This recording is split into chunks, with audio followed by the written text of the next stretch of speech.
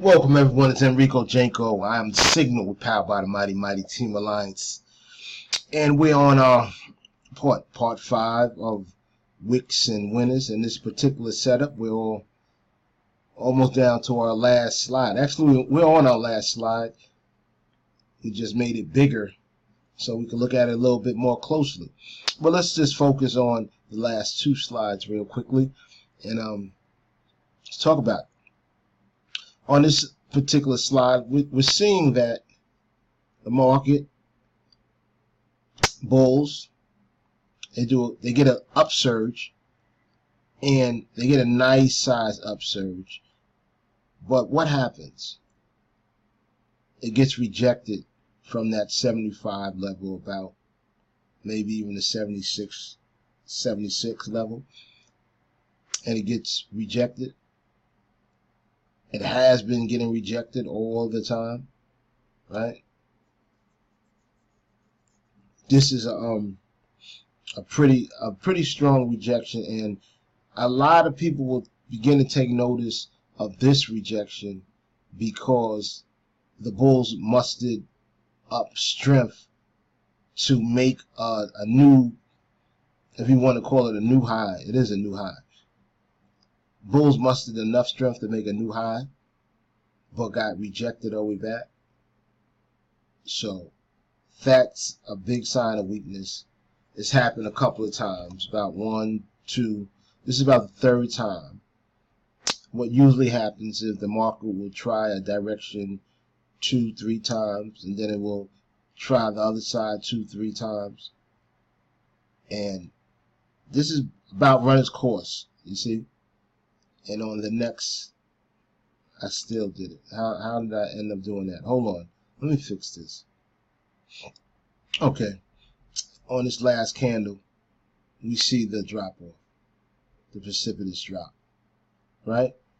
What's significant about this, and where I would start looking at it, if I was in a binary option trade, I'm looking at it at 2 separate places. I'm looking at it when this price is under this bar, before it, when it's under it. So that price is probably about 71 right there. I'm looking at that because those buyers right in here, they're kind of stuck. So after they got in here and they saw that big drop, they're already scared. Then after price moves below the low, they're terrified, and they got to come out. So knowing that they got to come out of the trade, I know that this candle is going to have strength to it. Anyone that was in the market that was buying along 70, after they see this drop, they're going to have to get out too. So this strong candle, a lot is going on here from pressure that was built up over time. All right, this was pressure built up over time, and finally it drops. All right, on a bigger, on a bigger time frame, all of this right here might show up as kind of like a big stall bar, right? Price refusing to go but so far up, right?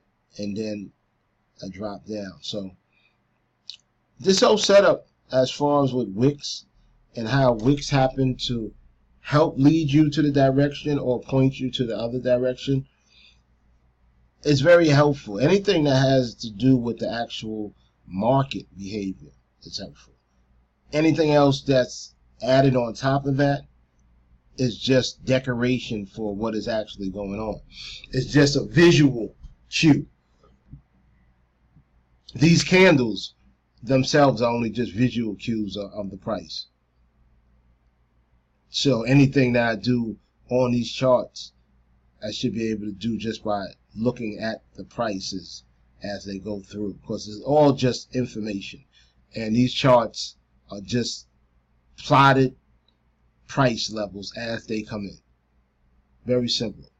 All right. So once we really get into knowing this behavior, we can take the same type of trades all the time. Like this happens all the time in the market, so you could take this trade all the time because it's always going to set up. You just have to wait for it to set up.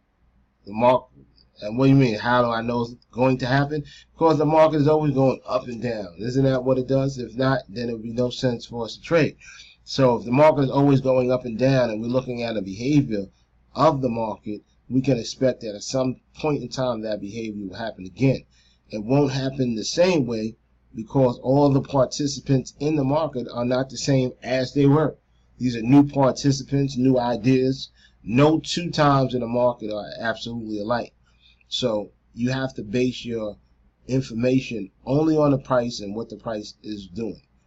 All right? And then because the price is doing something, a group of people will either be comforted by it or they'll be distressed by it. And those two groups working in concert, but one begrudgingly doing their action, is what makes it possible for us to get very high probability trades. Very high probability. All right? So that was a good lesson. I like that. Wicks. We'll do some more on Wicks. Actually, I don't know what the next lesson gonna be. Well, I gotta see. But yeah, this is part 5 of Wicks and Winners. If you like this, you can leave a comment, whatever. If you did not, let me know. Got questions, concerns, let me know. And we could go over and we could talk about trading, what works, and behavior. What the behavior is will show us if we have a profitable opportunity or not. Pretty simple. My name is Enrico Chanko. I'm the Signal, and we powered by the mighty Team Alliance. See you real soon.